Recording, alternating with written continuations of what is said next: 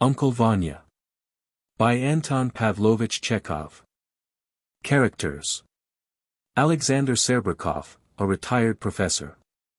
Helena, his wife, 27 years old. Sonya, his daughter by a former marriage. Maria Vasilevna, widow of a privy councillor, and mother of Serebryakov's first wife. Ivan, Vanya, Voitsky, her son Michael Astrov, a Dr. Ilya, Waffles, Telegon, an impoverished landowner Marina, an old nurse a workman. The scene is laid on Serebryakov's country place. How do you find this book? Any thoughts about the book or the author? Any suggestion for improvement? Please take a moment to share your thoughts in a comment. If you like it, share it with your friends who might enjoy it as well. Subscribe to keep in touch. Visit CompleteAudiobooks.com for more quality content. Act 1. A country house on a terrace. In front of it a garden. In an avenue of trees, under an old poplar, stands a table set for tea, with a samovar, etc. Some benches and chairs stand near the table. On one of them is lying a guitar. A hammock is swung near the table. It is 3 o'clock in the afternoon of a cloudy day. Marina, a quiet, gray-haired, little old woman, is sitting at the table knitting a stocking. Astrov is walking up and down near her. Marina. Pouring some tea into a glass. Take a little tea, my son. Astrov. Takes the glass from her unwillingly. Somehow, I don't seem to want any. Marina. Then will you have a little vodka instead? Astrov. No, I don't drink vodka every day, and besides, it is too hot now. A pause. Tell me, nurse, how long have we known each other? Marina. Thoughtfully, let me see, how long is it? Lord, help me to remember. You first came here, into our parts, let me think, when was it? Sonya's mother was still alive. It was 2 winters before she died. That was 11 years ago, thoughtfully, perhaps more. Astrov. Have I changed much since then? Marina. Oh, yes. You were handsome and young then, and now you are an old man and not handsome any more. You drink, too. Astrov. Yes, 10 years have made me another man. And why? Because I am overworked. Nurse, I am on my feet from dawn till dusk. I know no rest. At night I tremble under my blankets for fear of being dragged out to visit someone who is sick. I have toiled without repose or a day's freedom since I have known you. Could I help growing old? And then, existence is tedious, anyway. It is a senseless, dirty business, this life, and goes heavily.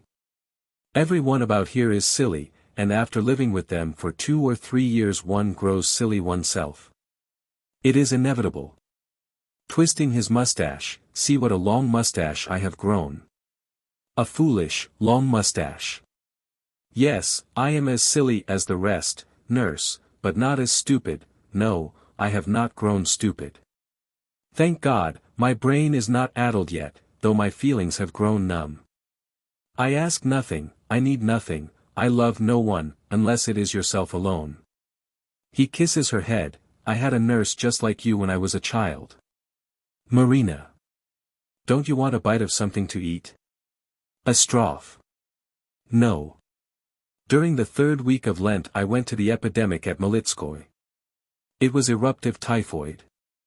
The peasants were all lying side by side in their huts, and the calves and pigs were running about the floor among the sick. Such dirt there was, and smoke. Unspeakable. I slaved among those people all day, not a crumb passed my lips, but when I got home there was still no rest for me. A switchman was carried in from the railroad.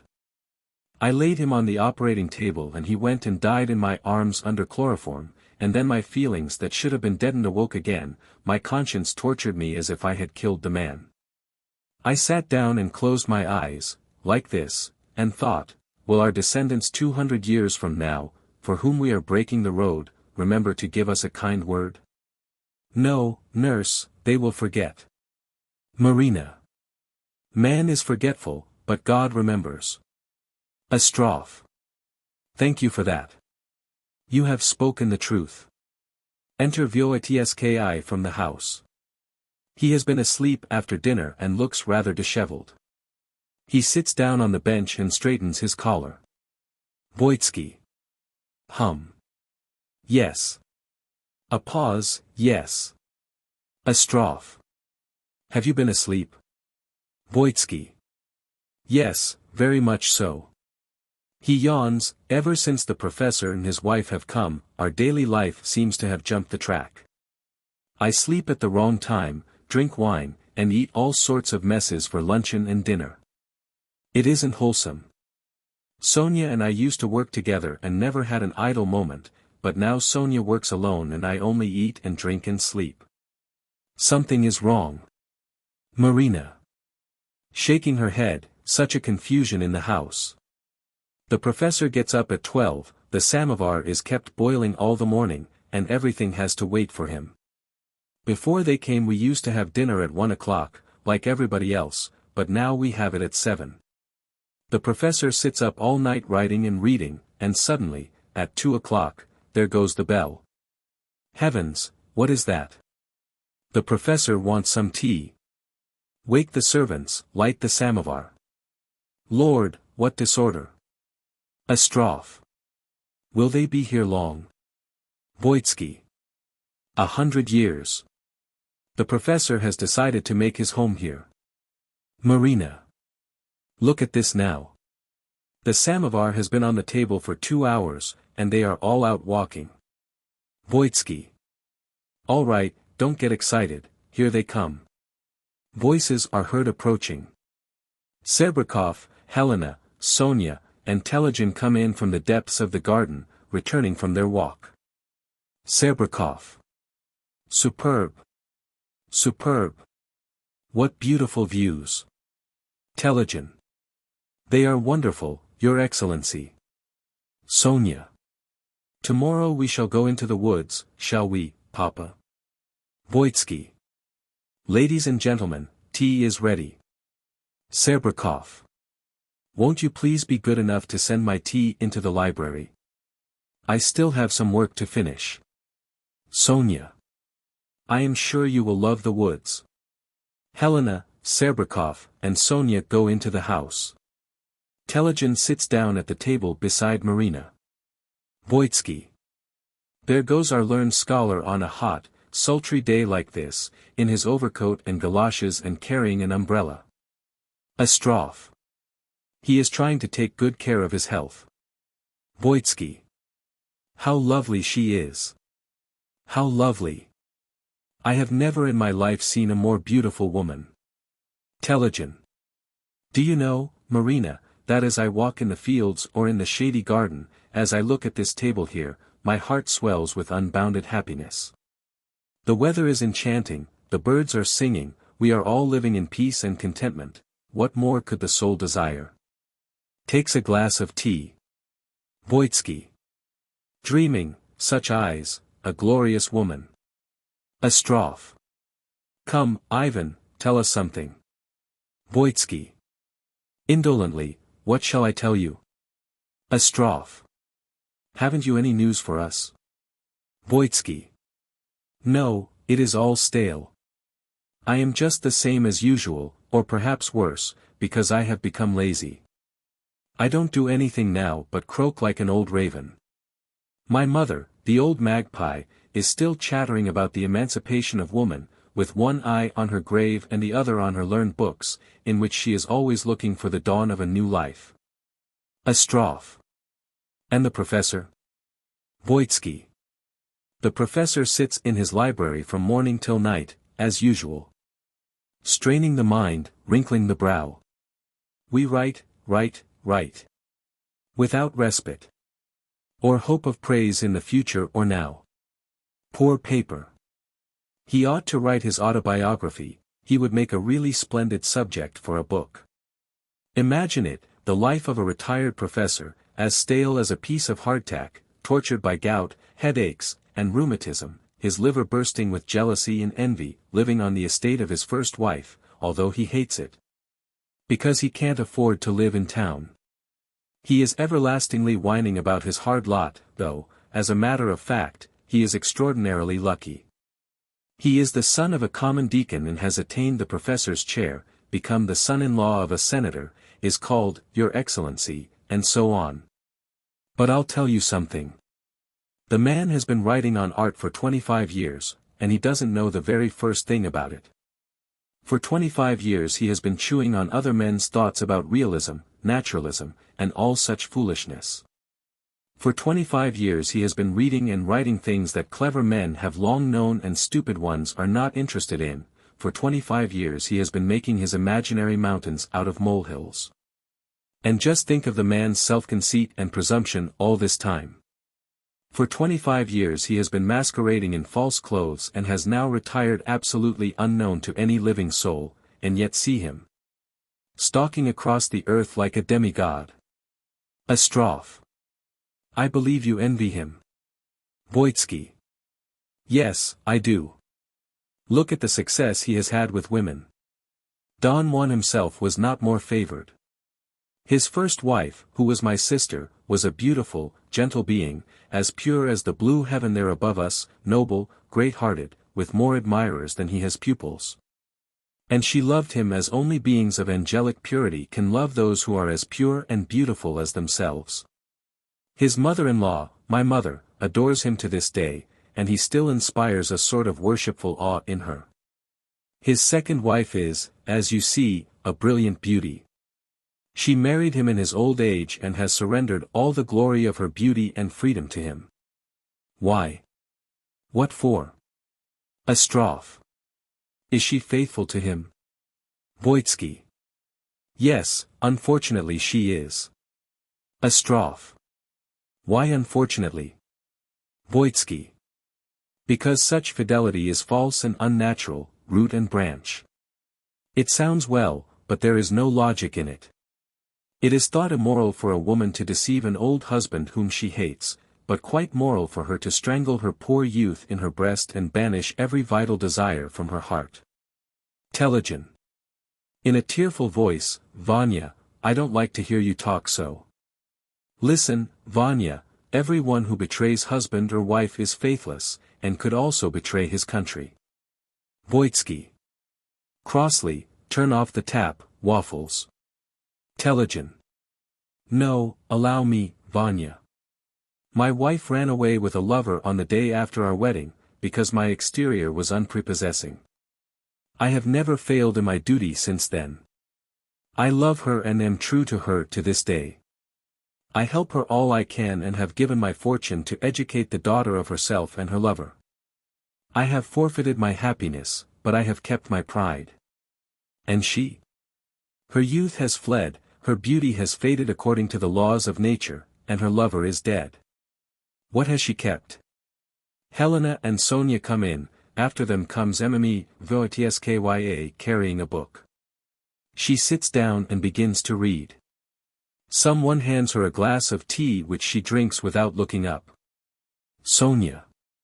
Hurriedly, to the nurse, there are some peasants waiting out there. Go and see what they want. I shall pour the tea. Pours out some glasses of tea. Marina goes out. Yelena takes a glass and sits drinking in the hammock. Astrov. I have come to see your husband. You wrote me that he had rheumatism and I know not what else, and that he was very ill, but he appears to be as lively as a cricket. Yelena. He had a fit of the blues yesterday evening and complained of pains in his legs, but he seems all right again today. Astrov. And I galloped over here 20 miles at breakneck speed. No matter, though, it is not the first time. Once here, however, I am going to stay until tomorrow, and at any rate sleep quantum satis. Sonya. Oh, splendid. You so seldom spend the night with us. Have you had dinner yet? Astrov. No. Sonya. Good. So you will have it with us. We dine at 7 now. Drinks her tea, this tea is cold. Telegon. Yes, the samovar has grown cold. Yelena. Don't mind, Monsieur Ivan, we will drink cold tea, then. Telegin. I beg your pardon, my name is not Ivan, but Ilya, ma'am, Ilya Telegin, or Waffles, as I am sometimes called on account of my pockmarked face. I am Sonia's godfather, and His Excellency, your husband, knows me very well. I now live with you, ma'am, on this estate, and perhaps you will be so good as to notice that I dine with you every day. Sonia. He is our great help, our right-hand man. Tenderly, dear godfather, let me pour you some tea. Madame Voynitskaya. Oh. Oh. Sonia. What is it, grandmother? Madame Voynitskaya. I forgot to tell Alexander, I have lost my memory. I received a letter today from Paul Alexeyevich in Kharkov. He has sent me a new pamphlet. Astrov. Is it interesting? Madame Voynitskaya. Yes, but strange. He refutes the very theories which he defended 7 years ago. It is appalling. Voynitsky. There is nothing appalling about it. Drink your tea, Mama. Madame Voynitskaya. It seems you never want to listen to what I have to say. Pardon me, Jean, but you have changed so in the last year that I hardly know you. You used to be a man of settled convictions and had an illuminating personality. Voynitsky. Oh, yes. I had an illuminating personality, which illuminated no one. A pause, I had an illuminating personality. You couldn't say anything more biting. I am 47 years old. Until last year I endeavored, as you do now, to blind my eyes by your pedantry to the truths of life. But now, oh, if you only knew. If you knew how I lie awake at night, heartsick and angry, to think how stupidly I have wasted my time when I might have been winning from life everything which my old age now forbids. Sonia. Uncle Vanya, how dreary. Madame Voynitskaya. To her son, you speak as if your former convictions were somehow to blame, but you yourself, not they, were at fault. You have forgotten that a conviction, in itself, is nothing but a dead letter. You should have done something. Voynitsky. Done something. Not every man is capable of being a writer perpetuum mobile like your Herr Professor. Madame Voynitskaya. What do you mean by that? Sonia. Imploringly, mother. Uncle Vanya. I entreat you. Voynitsky. I am silent. I apologize and am silent. A pause. Helena. What a fine day. Not too hot. A pause. Voynitsky. A fine day to hang oneself. Telegin tunes the guitar. Marina appears near the house, calling the chickens. Marina. Chick, chick, chick. Sonia. What did the peasants want, nurse? Marina. The same old thing, the same old nonsense. Chick, chick, chick. Sonia. Why are you calling the chickens?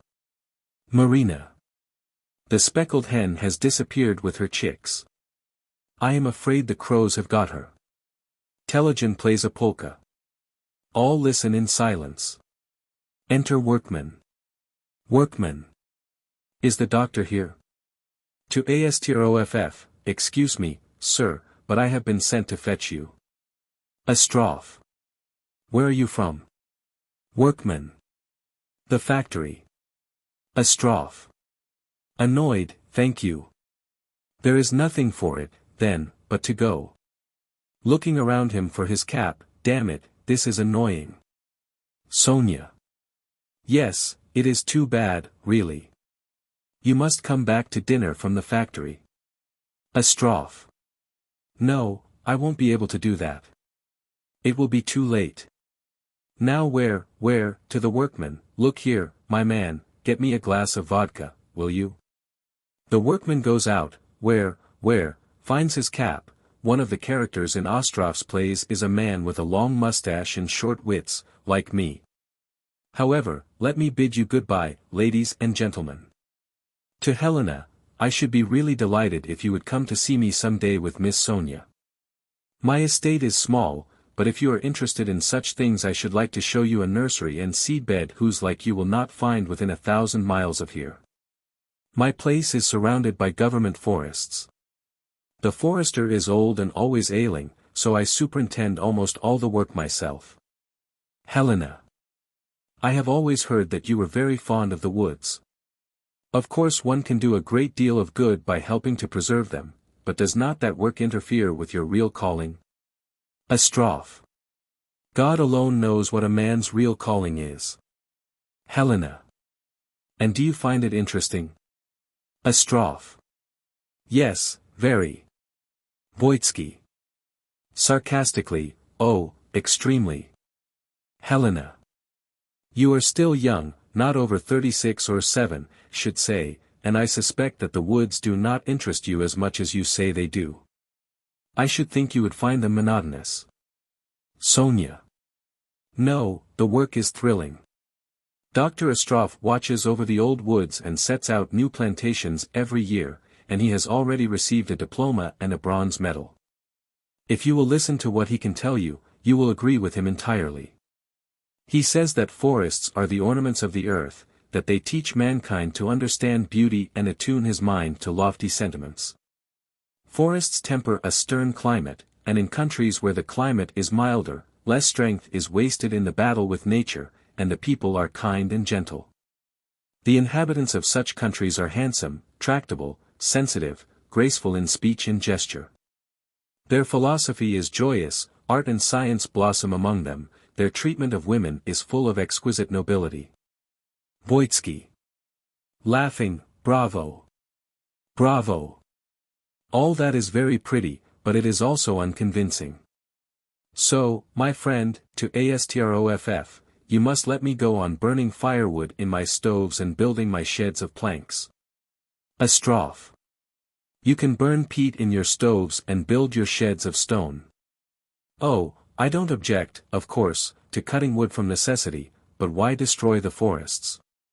The woods of Russia are trembling under the blows of the axe.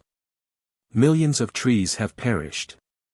The homes of the wild animals and birds have been desolated, the rivers are shrinking, and many beautiful landscapes are gone forever. And why? Because men are too lazy and stupid to stoop down and pick up their fuel from the ground. To Helena, am I not right, madam? Who but a stupid barbarian could burn so much beauty in his stove and destroy that which he cannot make? Man is endowed with reason and the power to create, so that he may increase that which has been given him, but until now he has not created, but demolished. The forests are disappearing, the rivers are running dry, the game is exterminated, the climate is spoiled, and the earth becomes poorer and uglier every day. To Voynitsky, I read irony in your eye. You do not take what I am saying seriously, and, after all, it may very well be nonsense. But when I pass peasant forests that I have preserved from the axe, or hear the rustling of the young plantations set out with my own hands, I feel as if I had had some small share in improving the climate. And that if mankind is happy 1,000 years from now I will have been a little bit responsible for their happiness. When I plant a little birch tree and then see it budding into young green and swaying in the wind, my heart swells with pride and I seize the workman, who is bringing him a glass of vodka on a tray. However, he drinks, I must be off. Probably it is all nonsense, anyway. Goodbye. He goes toward the house. Sonya takes his arm and goes with him. Sonya. When are you coming to see us again? Astrov. I can't say. Sonya. In a month. Astrov and Sonya go into the house. Helena and Voynitsky walk over to the terrace. Helena. You have behaved shockingly again. Ivan, what sense was there in teasing your mother and talking about perpetua mobile? And at breakfast you quarreled with Alexander again. Really, your behavior is too petty. Voynitsky. But if I hate him? Helena. You hate Alexander without reason, he is like everyone else, and no worse than you are. Voynitsky. If you could only see your face, your gestures. Oh, how tedious your life must be. Helena. It is tedious, yes, and dreary. You all abuse my husband and look on me with compassion. You think, poor woman, she is married to an old man. How well I understand your compassion. As Astrov said just now, see how you thoughtlessly destroy the forests, so that there will soon be none left.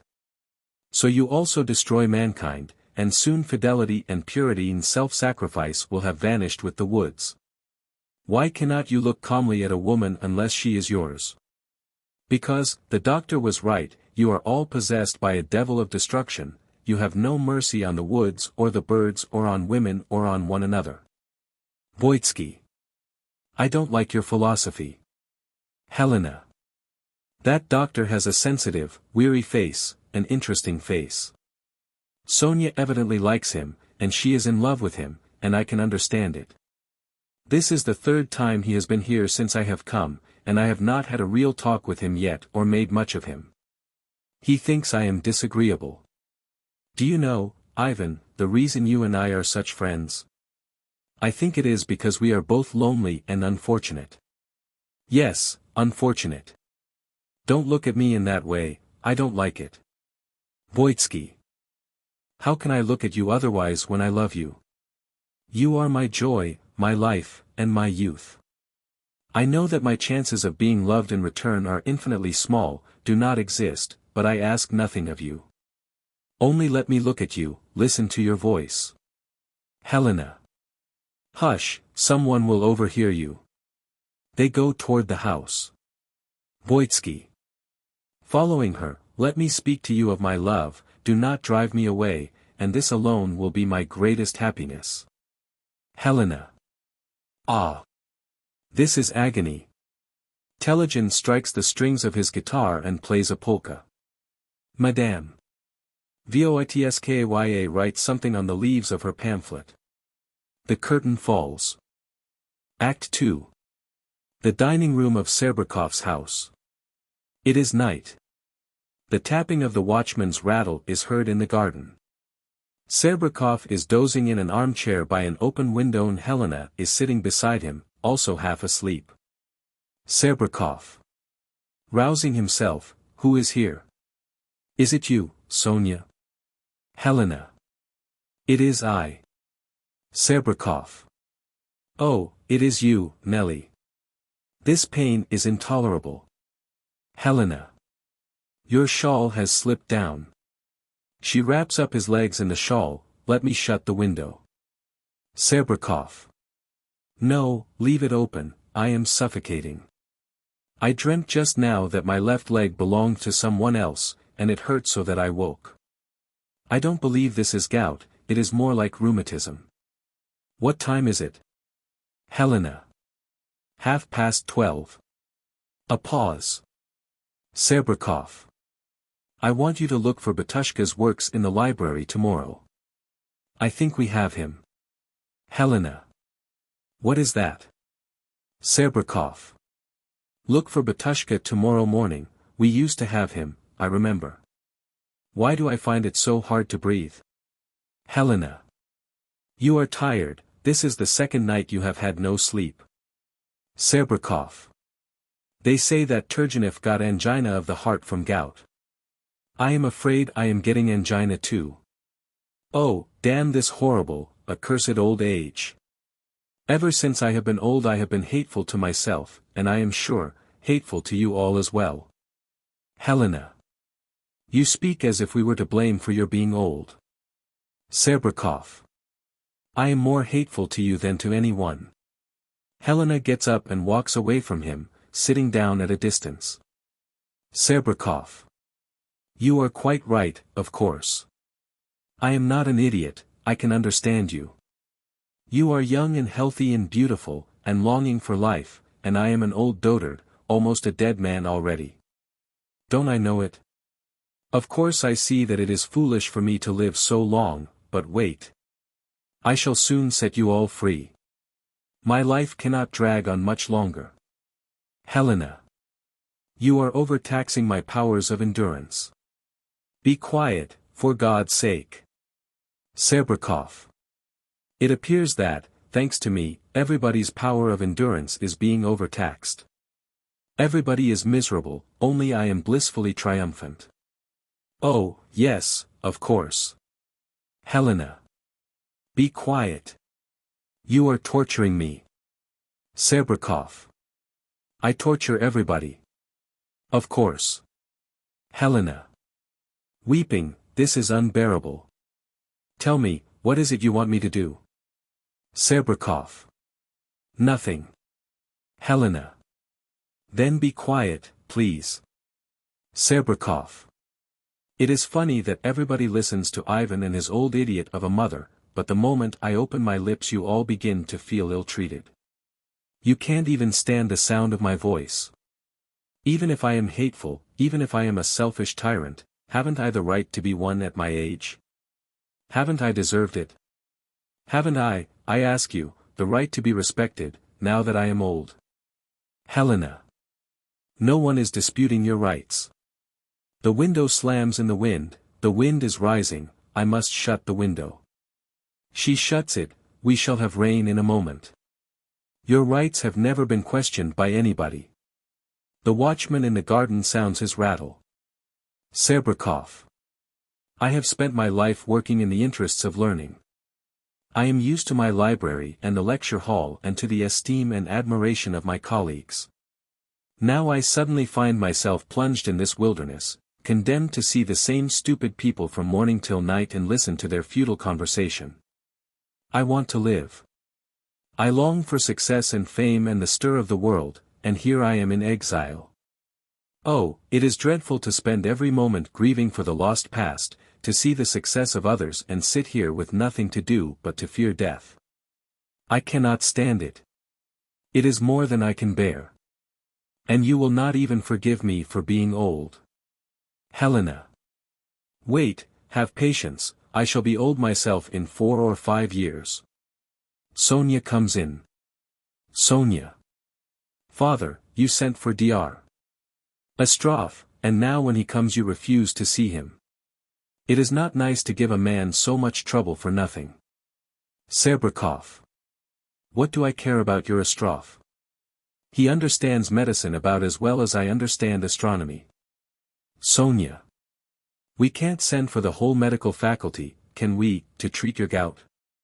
Serebryakov. I won't talk to that madman. Sonya. Do as you please. It's all the same to me. She sits down. Serebryakov. What time is it? Helena. 1 o'clock. Serebryakov. It is stifling in here. Sonya, hand me that bottle on the table. Sonya. Here it is. She hands him a bottle of medicine. Serebryakov. Crossly, no, not that one. Can't you understand me? Can't I ask you to do a thing? Sonya. Please don't be captious with me. Some people may like it, but you must spare me, if you please, because I don't. Besides, I haven't the time, we are cutting the hay tomorrow and I must get up early. Voynitsky comes in dressed in a long gown and carrying a candle. Voynitsky. A thunderstorm is coming up.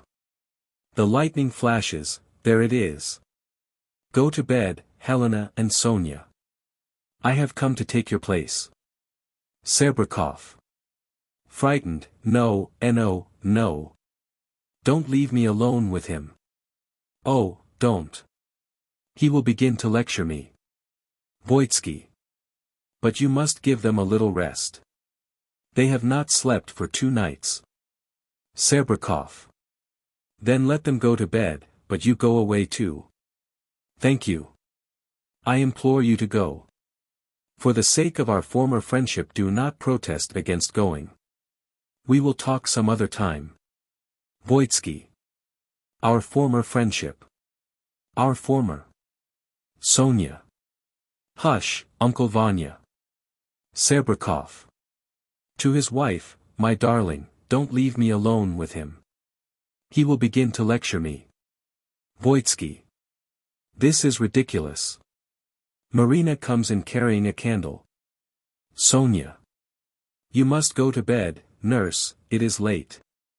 Marina. I haven't cleared away the tea things. Can't go to bed yet. Serebryakov. No one can go to bed. They are all worn out, only I enjoy perfect happiness. Marina. Goes up to Serebryakov and speaks tenderly, what's the matter, master? Does it hurt? My own legs are aching too, oh, so badly. Arranges his shawl about his legs, you have had this illness such a long time. Sonya's dead mother used to stay awake with you too, and wear herself out for you. She loved you dearly. A pause, old people want to be pitied as much as young ones, but nobody cares about them somehow. She kisses Serebryakov's shoulder, come, master, let me give you some linden tea and warm your poor feet for you. I shall pray to God for you. Serebryakov. Touched, let us go, Marina. Marina. My own feet are aching so badly, oh, so badly. She and Sonya lead Serebryakov out. Sonya's mother used to wear herself out with sorrow and weeping. You were still little and foolish then, Sonya. Come, come, master. Serebryakov, Sonya and Marina go out. Helena. I am absolutely exhausted by him, and can hardly stand. Voynitsky. You are exhausted by him, and I am exhausted by my own self. I have not slept for 3 nights. Helena. Something is wrong in this house. Your mother hates everything but her pamphlets and the professor is vexed, he won't trust me, and fears you. Sonya is angry with her father, and with me, and hasn't spoken to me for 2 weeks. I am at the end of my strength, and have come near bursting into tears at least 20 times today. Something is wrong in this house. Voynitsky. Leave speculating alone. Helena. You are cultured and intelligent, Ivan, and you surely understand that the world is not destroyed by villains and conflagrations, but by hate and malice and all this spiteful tattling. It is your duty to make peace, and not to growl at everything. Voynitsky. Help me first to make peace with myself. My darling. Seizes her hand. Helena. Let go. She drags her hand away, go away. Voynitsky. Soon the rain will be over, and all nature will sigh and awake refreshed. Only I am not refreshed by the storm. Day and night the thought haunts me like a fiend, that my life is lost forever. My past does not count, because I frittered it away on trifles, and the present has so terribly miscarried. What shall I do with my life and my love? What is to become of them? This wonderful feeling of mine will be wasted and lost as a ray of sunlight is lost that falls into a dark chasm, and my life will go with it. Helena. I am as it were benumbed when you speak to me of your love, and I don't know how to answer you. Forgive me, I have nothing to say to you. She tries to go out, good night. Voynitsky. Barring the way, if you only knew how I am tortured by the thought that beside me in this house is another life that is being lost forever, it is yours. What are you waiting for? What accursed philosophy stands in your way? Oh, understand, understand. Helena. Looking at him intently, Ivan, you are drunk. Voynitsky. Perhaps. Perhaps. Helena. Where is the doctor? Voynitsky. In there, spending the night with me. Perhaps I am drunk, perhaps I am, nothing is impossible. Helena. Have you just been drinking together? Why do you do that? Voynitsky. Because in that way I get a taste of life. Let me do it, Helena. Helena. You never used to drink, and you never used to talk so much. Go to bed, I am tired of you. Voynitsky. Falling on his knees before her, my sweetheart, my beautiful one. Helena. Angrily, leave me alone. Really, this has become too disagreeable. Helena goes out. A pause. Voynitsky, alone, she is gone. I met her first 10 years ago, at her sister's house, when she was 17 and I was 37. Why did I not fall in love with her then and propose to her? It would have been so easy. And now she would have been my wife. Yes, we would both have been waked tonight by the thunderstorm, and she would have been frightened, but I would have held her in my arms and whispered, "Don't be afraid. I am here." Oh, enchanting dream, so sweet that I laugh to think of it. He laughs, but my God! My head reels.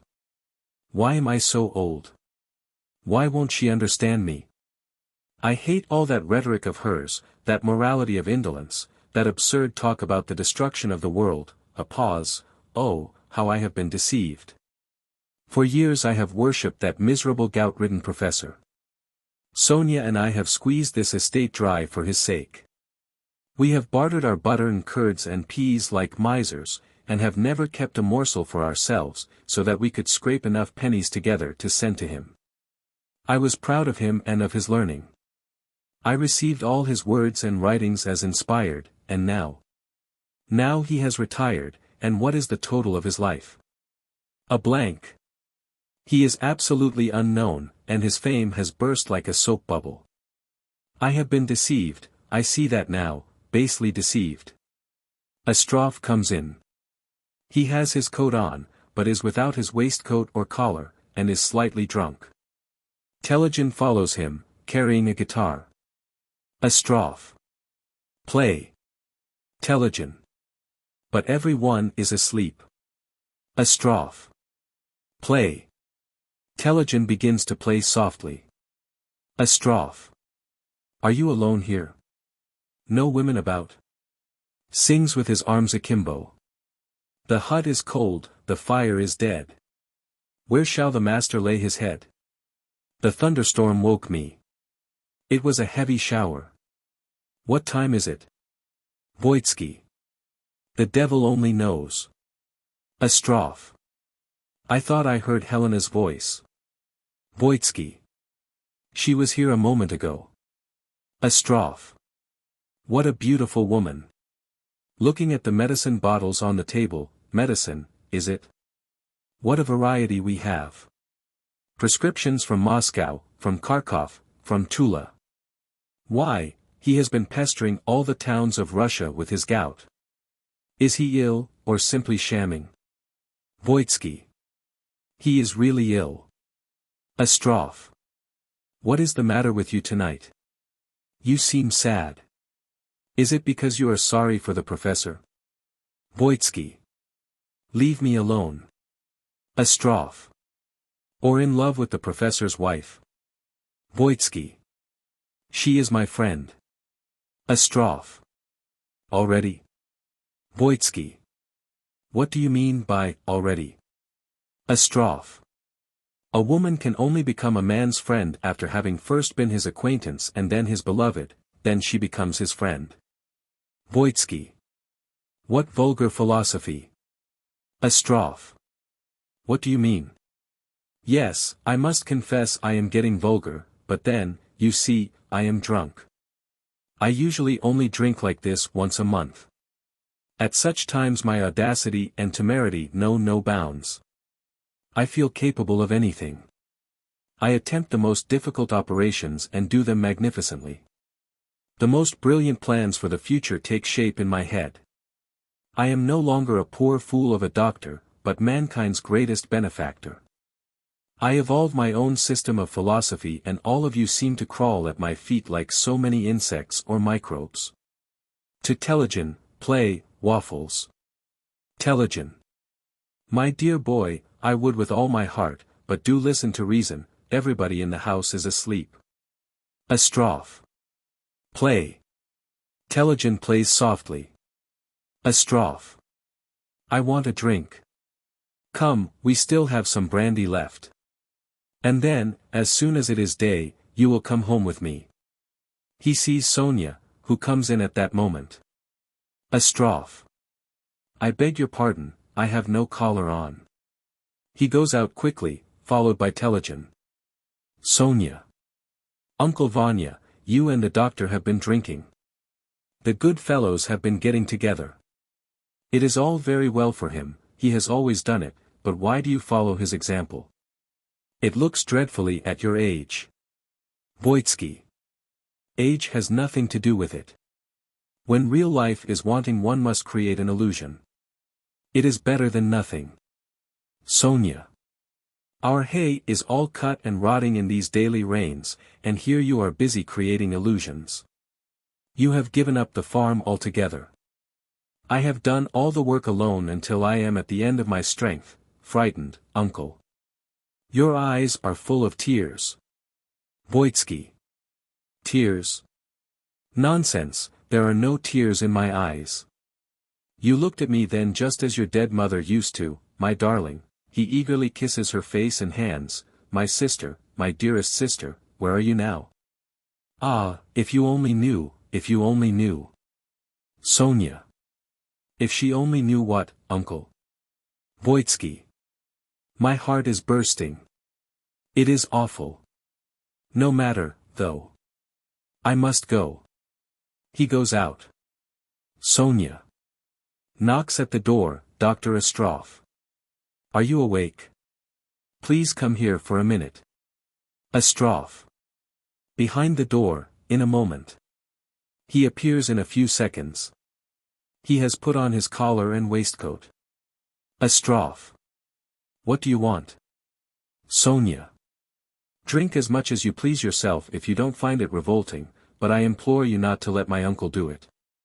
It is bad for him. Astrov. Very well, we won't drink any more. I am going home at once. That is settled. It will be dawn by the time the horses are harnessed. Sonya. It is still raining, wait till morning. Astrov. The storm is blowing over. This is only the edge of it. I must go. And please don't ask me to come and see your father any more. I tell him he has gout, and he says it is rheumatism. I tell him to lie down, and he sits up. Today he refused to see me at all. Sonya. He has been spoilt. She looks in the sideboard. Won't you have a bite to eat? Astrov. Yes, please. I believe I will. Sonya. I love to eat at night. I am sure we shall find something in here. They say that he has made a great many conquests in his life, and that the women have spoiled him. Here is some cheese for you. They stand eating by the sideboard. Astrov. I haven't eaten anything today. Your father has a very difficult nature. He takes a bottle out of the sideboard. May I? He pours himself a glass of vodka. We are alone here, and I can speak frankly. Do you know, I could not stand living in this house for even a month. This atmosphere would stifle me. There is your father, entirely absorbed in his books, and his gout. There is your Uncle Vanya with his hypochondria, your grandmother, and finally, your stepmother. Sonya. What about her? Astrov. A human being should be entirely beautiful, the face, the clothes, the mind, the thoughts. Your stepmother is, of course, beautiful to look at, but don't you see? She does nothing but sleep and eat and walk and bewitch us, and that is all. She has no responsibilities, everything is done for her, am I not right? And an idle life can never be a pure one. A pause, however, I may be judging her too severely. Like your Uncle Vanya, I am discontented, and so we are both grumblers. Sonya. Aren't you satisfied with life? Astrov. I like life as life, but I hate and despise it in a little Russian country village, and as far as my own personal life goes, by heaven. There is absolutely no redeeming feature about it. Haven't you noticed if you are riding through a dark wood at night and see a little light shining ahead, how you forget your fatigue and the darkness and the sharp twigs that whip your face? I work, that you know, as no one else in the country works. Fate beats me on without rest. At times I suffer unendurably and I see no light ahead. I have no hope, I do not like people. It is long since I have loved anyone. Sonya. You love no one? Astrov. Not a soul. I only feel a sort of tenderness for your old nurse for old time's sake. The peasants are all alike, they are stupid and live in dirt, and the educated people are hard to get along with. One gets tired of them. All our good friends are petty and shallow and see no farther than their own noses, in one word, they are dull. Those that have brains are hysterical, devoured with a mania for self-analysis. They whine, they hate, they pick faults everywhere with unhealthy sharpness. They sneak up to me sideways, look at me out of a corner of the eye, and say, that man is a lunatic, that man is a windbag. Or, if they don't know what else to label me with, they say I am strange. I like the woods, that is strange. I don't eat meat, that is strange, too. Simple, natural relations between man or man and nature do not exist. He tries to go out. Sonya prevents him. Sonya. I beg you, I implore you, not to drink any more. Astrov. Why not? Sonya. It is so unworthy of you. You are well bred, your voice is sweet, you are even, more than anyone I know, handsome. Why do you want to resemble the common people that drink and play cards? Oh, don't, I beg you. You always say that people do not create anything, but only destroy what heaven has given them. Why, oh, why, do you destroy yourself? Oh, don't, I implore you not to. I entreat you. Astrov. Gives her his hand, I won't drink any more. Sonya. Promise me. Astrov. I give you my word of honor. Sonya. Squeezing his hand, thank you. Astrov. I have done with it. You see, I am perfectly sober again, and so I shall stay till the end of my life. He looks his watch, but, as I was saying, life holds nothing for me, my race is run. I am old, I am tired, I am trivial, my sensibilities are dead. I could never attach myself to anyone again. I love no one, and never shall. Beauty alone has the power to touch me still. I am deeply moved by it. Helena could turn my head in a day if she wanted to, but that is not love, that is not affection. He shudders and covers his face with his hands. Sonya. What is it? Astrov. Nothing. During Lent one of my patients died under chloroform. Sonya. It is time to forget that. A pause, tell me, doctor, if I had a friend or a younger sister, and if you knew that she, well, loved you, what would you do? Astrov. Shrugging his shoulders, I don't know. I don't think I should do anything.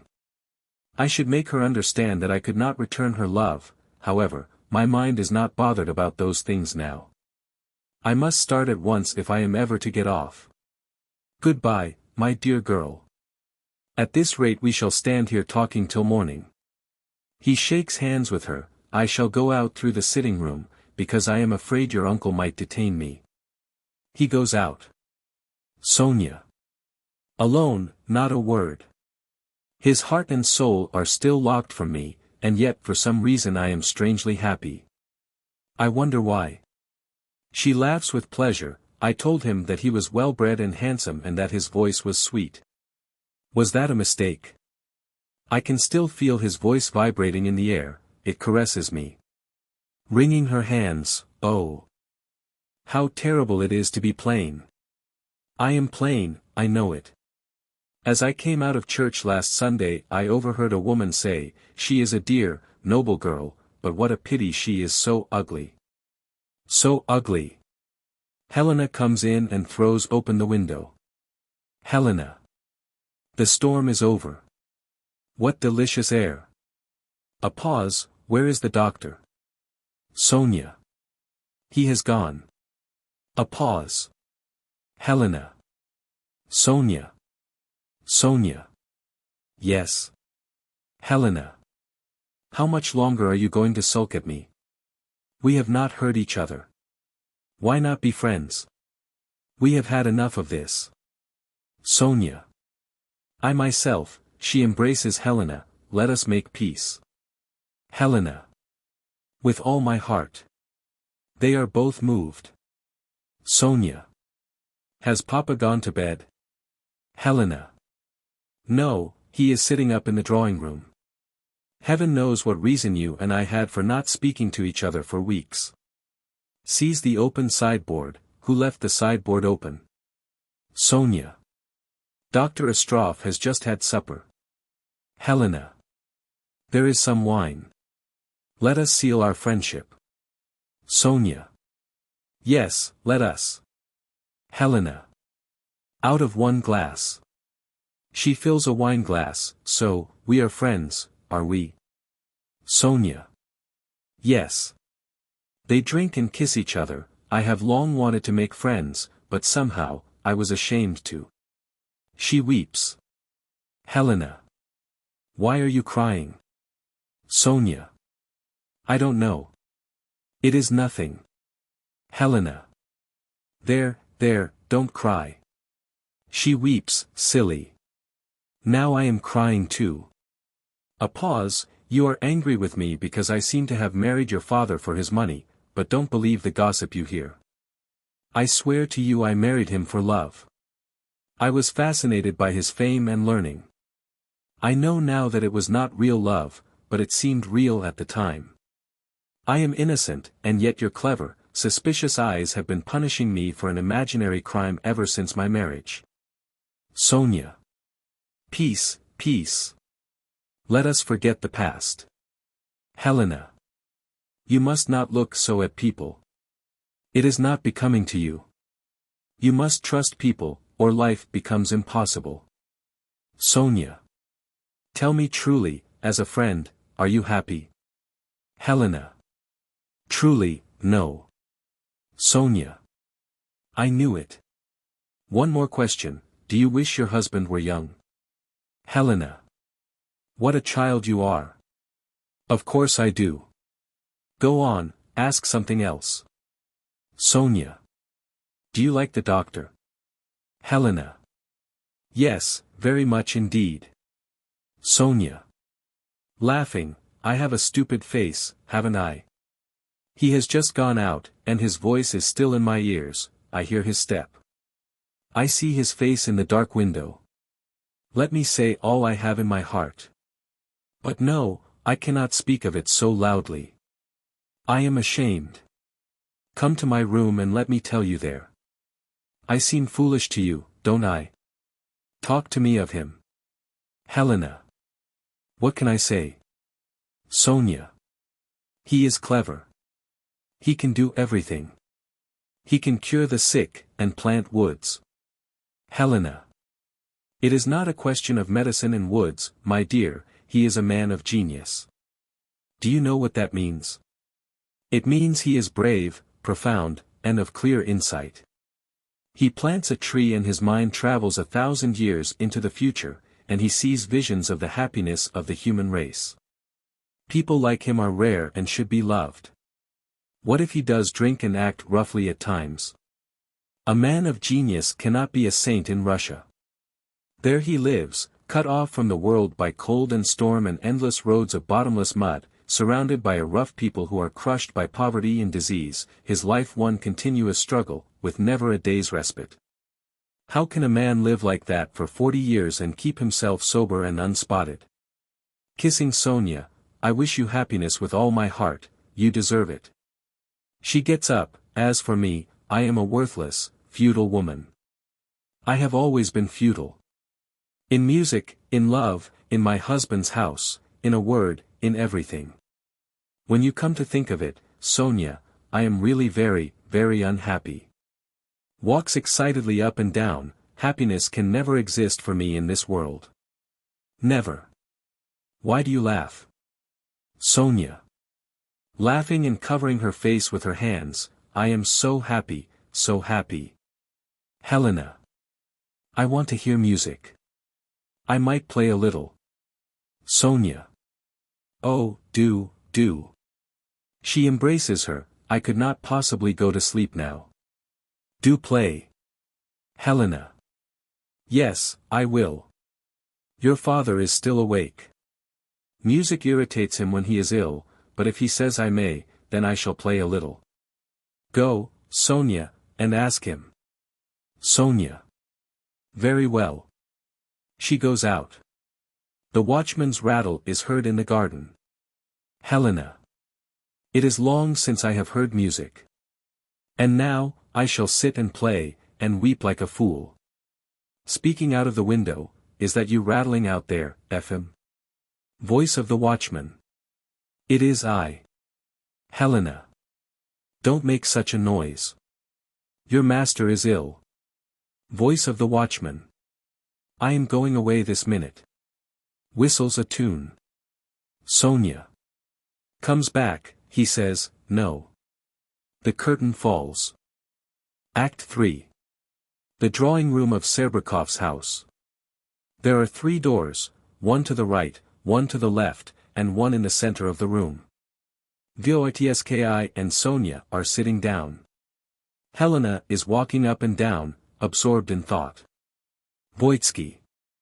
We were asked by the professor to be here at 1 o'clock. Looks at his watch, it is now 1:45. It seems he has some communication to make to the world. Helena. Probably a matter of business. Voynitsky. He never had any business. He writes twaddle, grumbles, and eats his heart out with jealousy, that's all he does. Sonya. Reproachfully, uncle. Voynitsky. All right. I beg your pardon. He points to Helena, look at her. Wandering up and down from sheer idleness. A sweet picture, really. Helena. I wonder you are not bored, droning on in the same key from morning till night. Despairingly, I am dying of this tedium. What shall I do? Sonya. Shrugging her shoulders, there is plenty to do if you would. Helena. For instance. Sonya. You could help run this place, teach the children, care for the sick, isn't that enough? Before you and Papa came, Uncle Vanya and I used to go to market ourselves to deal in flour. Helena. I don't know anything about such things, and besides, they don't interest me. It is only in novels that women go out and teach and heal the peasants. How can I suddenly begin to do it? Sonya. How can you live here and not do it? Wait a while, you will get used to it all. Embraces her, don't be sad, dearest. Laughing, you feel miserable and restless, and can't seem to fit into this life, and your restlessness is catching. Look at Uncle Vanya, he does nothing now but haunt you like a shadow, and I have left my work today to come here and talk with you. I am getting lazy, and don't want to go on with it. Dr. Astrov hardly ever used to come here. It was all we could do to persuade him to visit us once a month, and now he has abandoned his forestry and his practice, and comes every day. You must be a witch. Voynitsky. Why should you languish here? Come, my dearest, my beauty, be sensible. The blood of a Nixie runs in your veins. Oh, won't you let yourself be one? Give your nature the reins for once in your life. Fall head over ears in love with some other water sprite and plunge down head first into a deep pool, so that the Herr Professor and all of us may have our hands free again. Helena. Angrily, leave me alone. How cruel you are. She tries to go out. Voynitsky. Preventing her, there, my beauty, I apologize. He kisses her hand, forgive me. Helena. Confess that you would try the patience of an angel. Voynitsky. As a peace offering I am going to fetch some flowers which I picked for you this morning, some autumn roses, beautiful, sorrowful roses. He goes out. Sonya. Autumn roses, beautiful, sorrowful roses. She and Helena stand looking out of the window. Helena. September already. How shall we live through the long winter here? A pause, where is the doctor? Sonya. He is writing in Uncle Vanya's room. I am glad Uncle Vanya has gone out, I want to talk to you about something. Helena. About what? Sonya. About what? She lays her head on Helena's breast. Helena. Stroking her hair, there, that will do. Don't, Sonya. Sonya. I am ugly. Helena. You have lovely hair. Sonya. Don't say that. She turns to look at herself in the glass. No, when a woman is ugly they always say she has beautiful hair or eyes. I have loved him now for 6 years, I have loved him more than one loves one's mother. I seem to hear him beside me every moment of the day. I feel the pressure of his hand on mine. If I look up, I seem to see him coming, and as you see, I run to you to talk of him. He is here every day now, but he never looks at me, he does not notice my presence. It is agony. I have absolutely no hope, no hope. Oh, my God! Give me strength to endure. I prayed all last night. I often go up to him and speak to him and look into his eyes. My pride is gone. I am not mistress of myself. Yesterday I told Uncle Vanya I couldn't control myself, and all the servants know it. Everyone knows that I love him. Helena. Does he? Sonya. No, he never notices me. Helena. Thoughtfully, he is a strange man. Listen, Sonya, will you allow me to speak to him? I shall be careful, only hint. A pause, really, to be in uncertainty all these years. Let me do it. Sonya nods an affirmative. Helena. Splendid. It will be easy to find out whether he loves you or not. Don't be ashamed, sweetheart, don't worry. I shall be careful. He will not notice a thing. We only want to find out whether it is yes or no, don't we? A pause, and if it is no, then he must keep away from here, is that so? Sonya nods. Helena. It will be easier not to see him any more. We won't put off the examination an instant. He said he had a sketch to show me. Go and tell him at once that I want to see him. Sonya. In great excitement, will you tell me the whole truth? Helena. Of course I will. I am sure that no matter what it is, it will be easier for you to bear than this uncertainty. Trust to me, dearest. Sonya. Yes. I shall say that you want to see his sketch. She starts out, but stops near the door and looks back. No, it is better not to know, and yet, there may be hope. Helena. What do you say? Sonya. Nothing. She goes out. Helena. Alone, there is no greater sorrow than to know another's secret when you cannot help them. In deep thought, he is obviously not in love with her, but why shouldn't he marry her? She is not pretty, but she is so clever and pure and good, she would make a splendid wife for a country doctor of his years. A pause, I can understand how the poor child feels.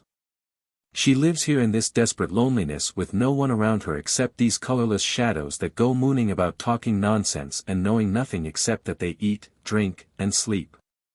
Among them appears from time to time this Dr.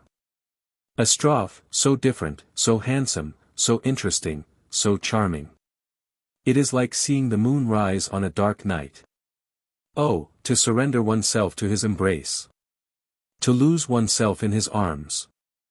I am a little in love with him myself. Yes, I am lonely without him, and when I think of him I smile. That Uncle Vanya says I have the blood of a Nixie in my veins. Give rein to your nature for once in your life. Perhaps it is right that I should. Oh, to be free as a bird, to fly away from all your sleepy faces and your talk and forget that you have existed at all. But I am a coward, I am afraid, my conscience torments me. He comes here every day now. I can guess why, and feel guilty already. I should like to fall on my knees at Sonya's feet and beg her forgiveness, and weep. Astrov comes in carrying a portfolio. Astrov. How do you do? Shakes hands with her. Do you want to see my sketch? Helena. Yes, you promised to show me what you had been doing. Have you time now? Astrov. Of course I have. He lays the portfolio on the table, takes out the sketch and fastens it to the table with thumbtacks. Astrov. Where were you born? Helena. Helping him, in St. Petersburg. Astrov. And educated? Helena. At the conservatory there. Astrov. You don't find this life very interesting, I dare say. Helena. Oh, why not? It is true I don't know the country very well, but I have read a great deal about it. Astrov. I have my own desk there in Ivan's room. When I am absolutely too exhausted to go on, I drop everything and rush over here to forget myself in this work for an hour or two. Ivan and Miss Sonya sit rattling at their counting boards, the cricket chirps, and I sit beside them and paint, feeling warm and peaceful.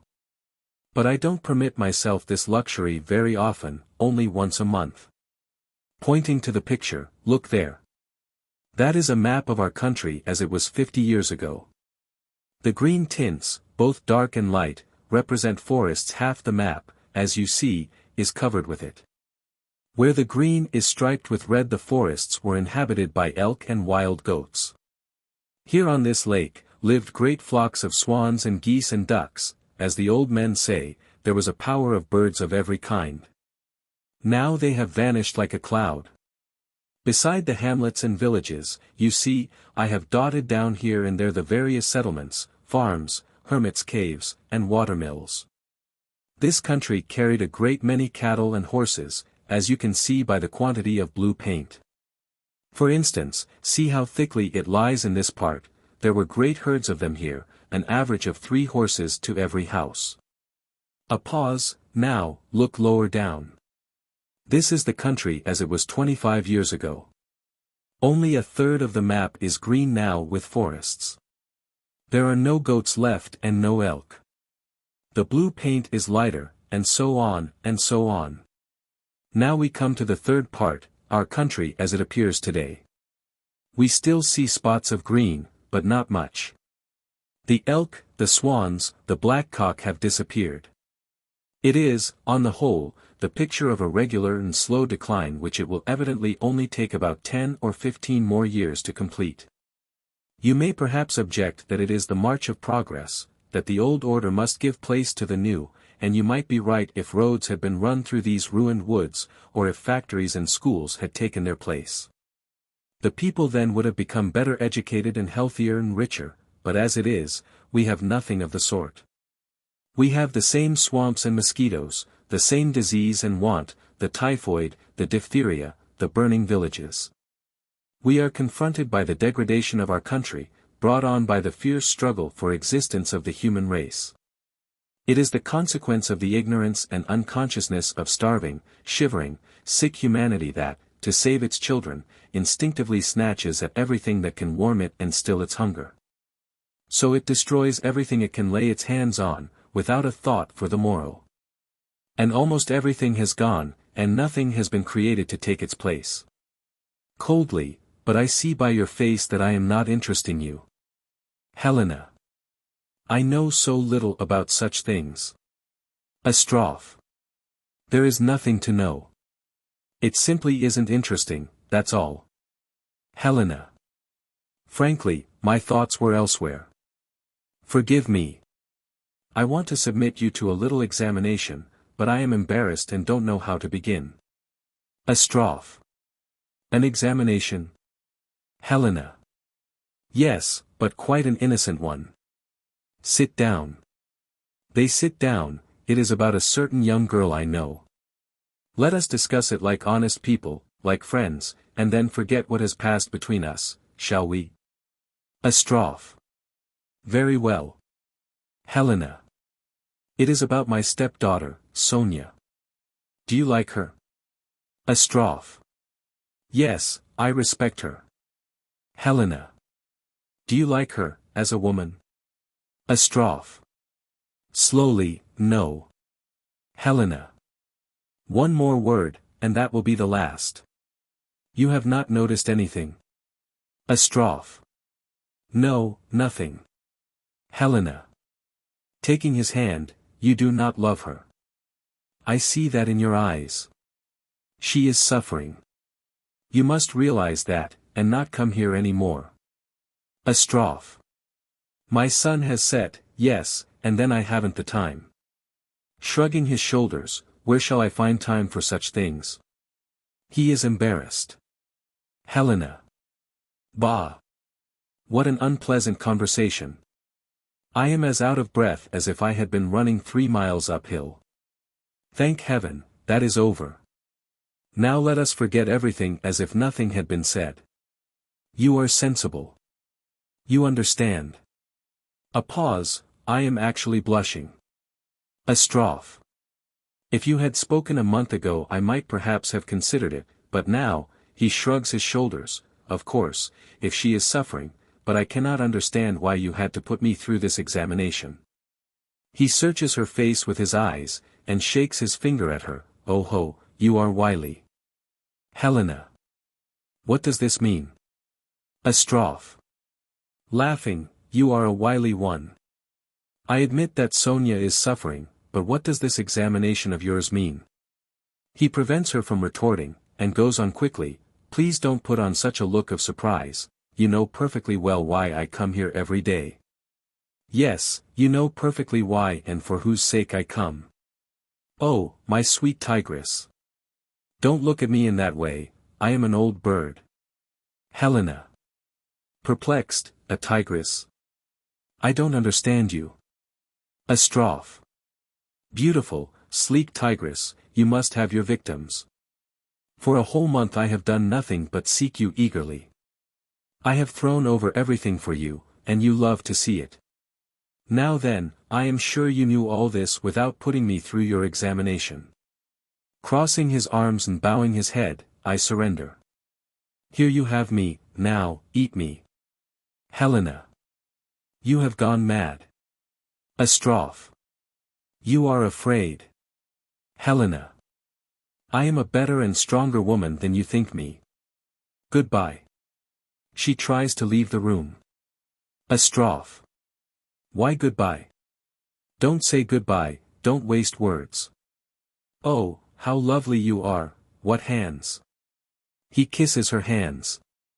Helena. Enough of this.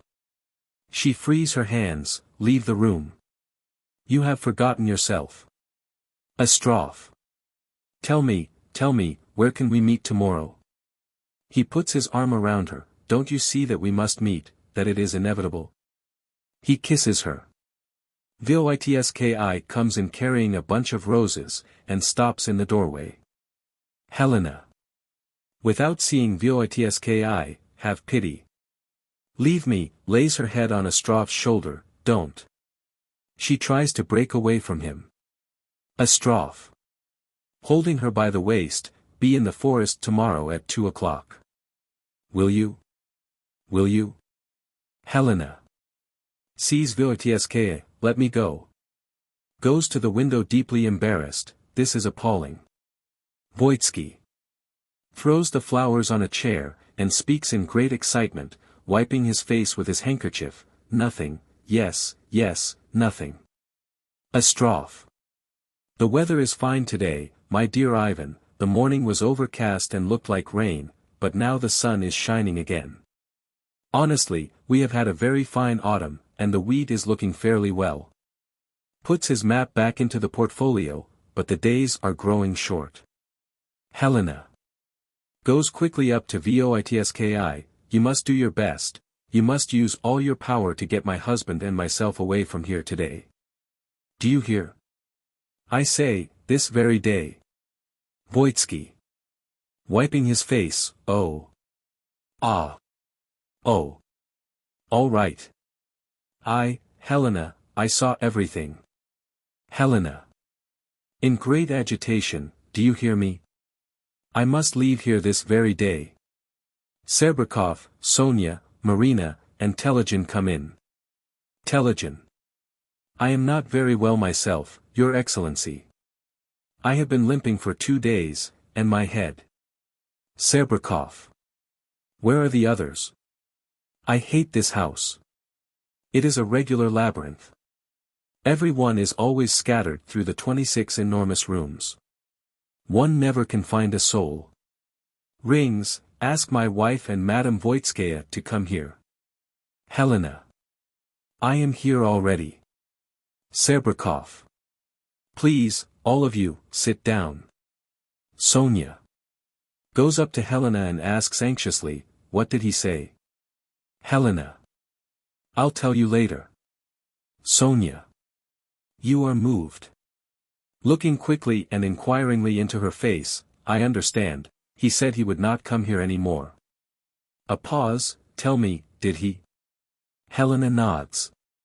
Serebryakov. To Telegin, one can, after all, become reconciled to being an invalid, but not to this country life. The ways of it stick in my throat and I feel exactly as if I had been whirled off the earth and landed on a strange planet. Please be seated, ladies and gentlemen. Sonya.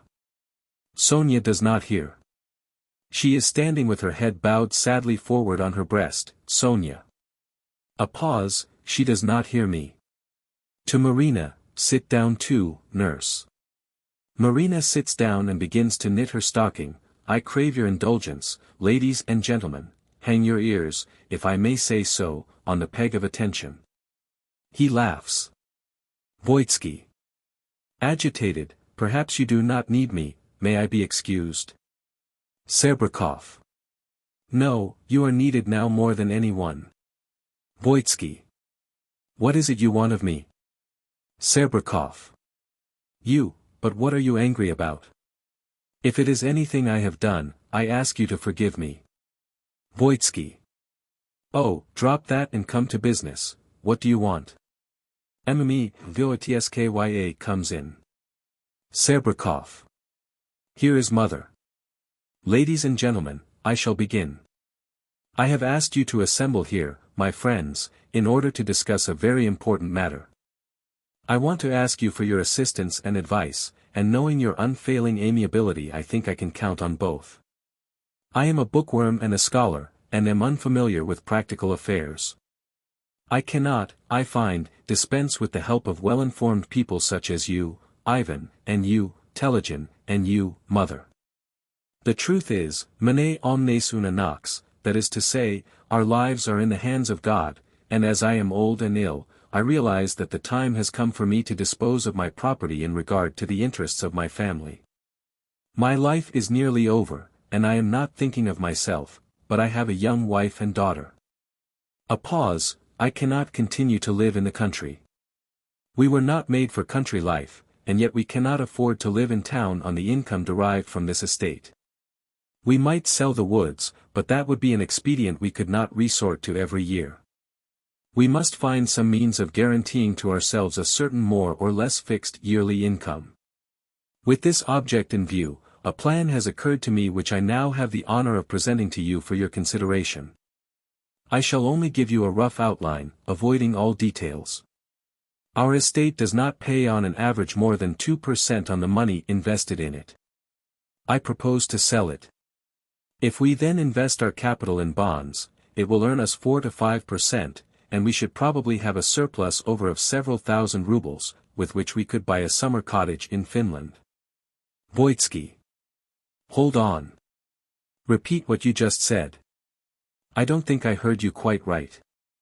Serebryakov. I said we would invest the money in bonds and buy a cottage in Finland with the surplus. Voynitsky. No, not Finland, you said something else. Serebryakov. I propose to sell this place. Voynitsky. Aha. That was it. So you are going to sell the place? Splendid. The idea is a rich one. And what do you propose to do with my old mother and me and with Sonya here? Serebryakov. That will be decided in due time. We can't do everything at once. Voynitsky. Wait. It is clear that until this moment I have never had a grain of sense in my head. I have always been stupid enough to think that the estate belonged to Sonya. My father bought it as a wedding present for my sister, and I foolishly imagined that as our laws were made for Russians and not Turks, my sister's estate would come down to her child. Serebryakov. Of course it is Sonya's. Has anyone denied it? I don't want to sell it without Sonya's consent, on the contrary, what I am doing is for Sonya's good. Voynitsky. This is absolutely incomprehensible. Either I have gone mad or. Madame Voynitskaya.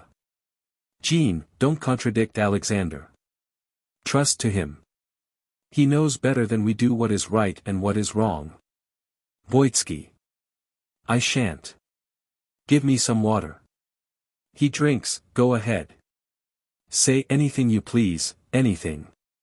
Serebryakov. I can't imagine why you are so upset. I don't pretend that my scheme is an ideal one, and if you all object to it I shall not insist.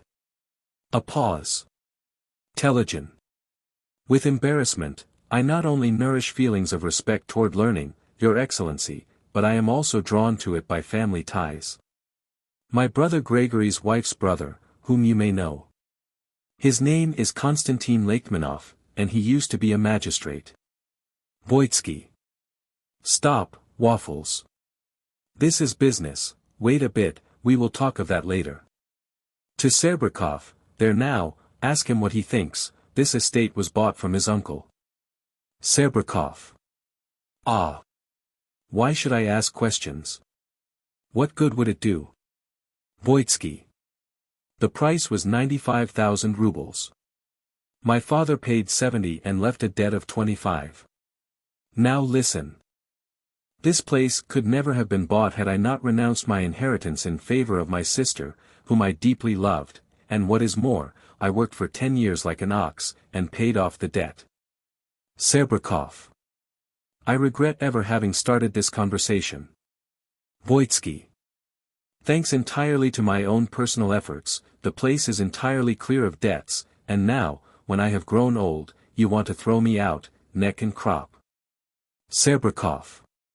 I can't imagine what you are driving at. Voynitsky. For 25 years I have managed this place, and have sent you the returns from it like the most honest of servants, and you have never given me one single word of thanks for my work, not one, neither in my youth nor now. You allowed me a meager salary of 500 rubles a year, a beggar's pittance, and have never even thought of adding a ruble to it. Serebryakov. What did I know about such things, Ivan? I am not a practical man and don't understand them. You might have helped yourself to all you wanted. Voynitsky. Yes, why did I not steal? Don't you all despise me for not stealing, when it would have been only justice? And I should not now have been a beggar. Madame Voynitskaya. Sternly, Jean. Telegon. Agitated, Vanya, old man, don't talk in that way. Why spoil such pleasant relations? He embraces him, do stop. Voynitsky. For 25 years I have been sitting here with my mother like a mole in a burrow. Our every thought and hope was yours and yours only. By day we talked with pride of you and your work, and spoke your name with veneration, our nights we wasted reading the books and papers which my soul now loathes. Telegon. Don't, Vanya, don't. I can't stand it. Serebryakov. Wrathfully, what under heaven do you want, anyway? Voynitsky. We used to think of you as almost superhuman, but now the scales have fallen from my eyes and I see you as you are. You write on art without knowing anything about it. Those books of yours which I used to admire are not worth 1 copper kopeck. You are a hoax. Serebryakov. Can't anyone make him stop? I am going. Helena. Ivan, I command you to stop this instant. Do you hear me? Voynitsky.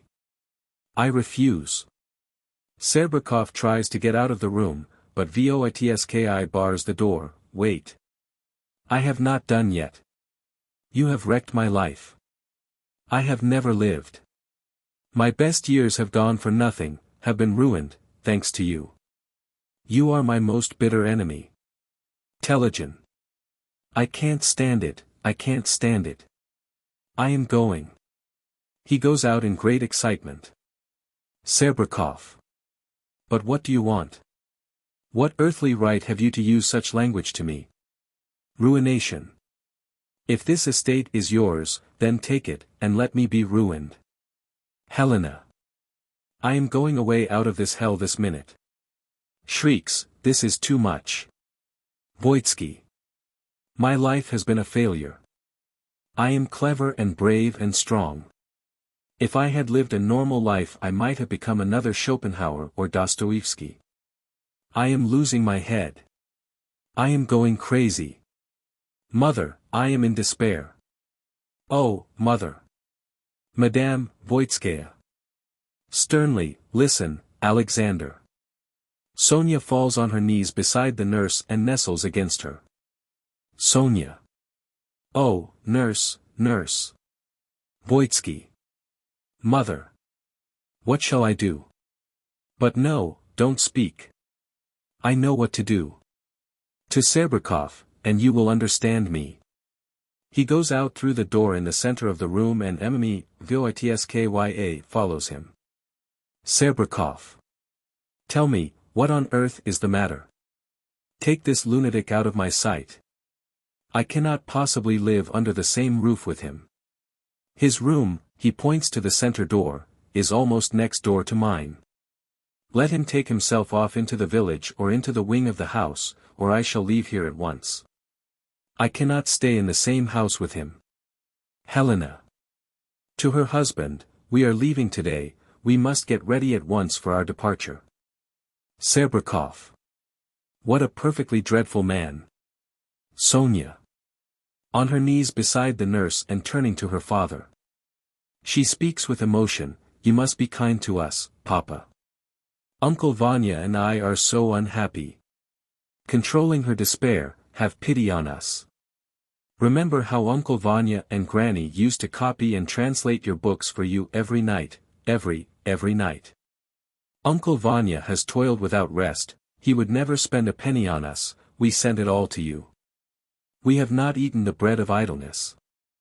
I am not saying this as I should like to, but you must understand us, Papa, you must be merciful to us. Helena.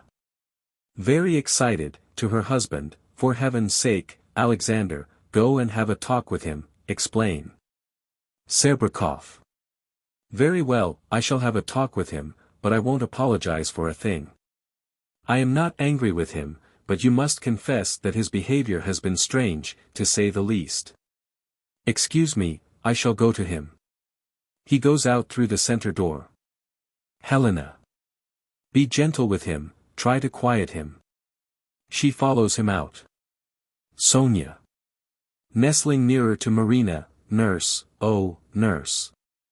Marina. It's all right, my baby. When the geese have cackled they will be still again. First they cackle and then they stop. Sonya. Nurse. Marina. You are trembling all over, as if you were freezing.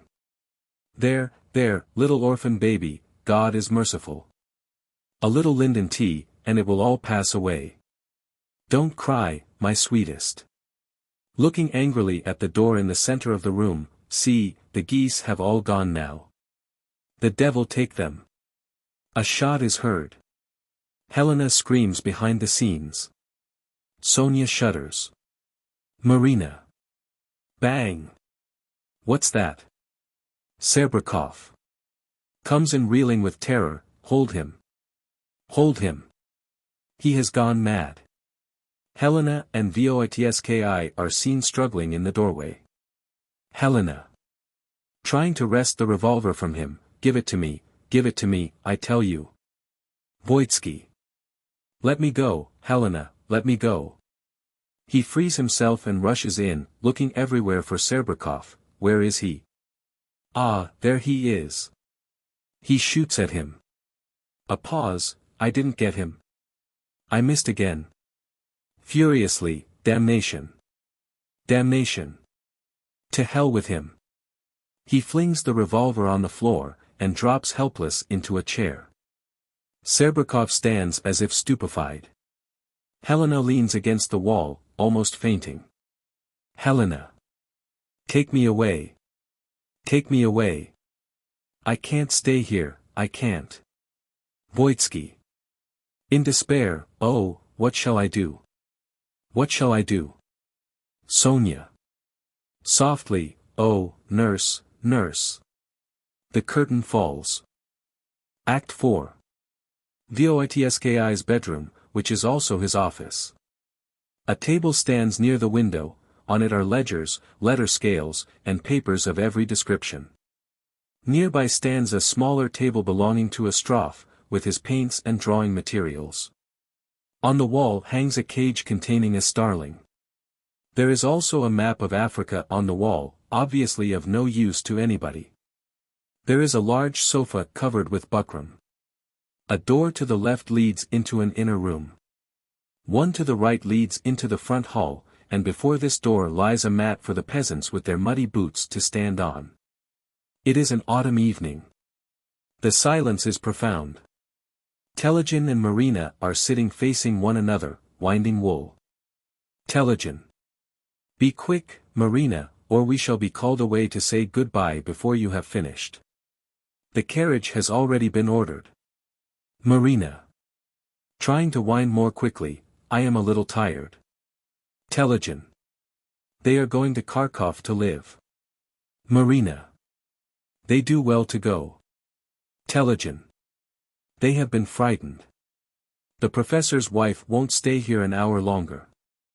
If we are going at all, let's be off, says she, we shall go to Kharkov and look about us, and then we can send for our things. They are traveling light.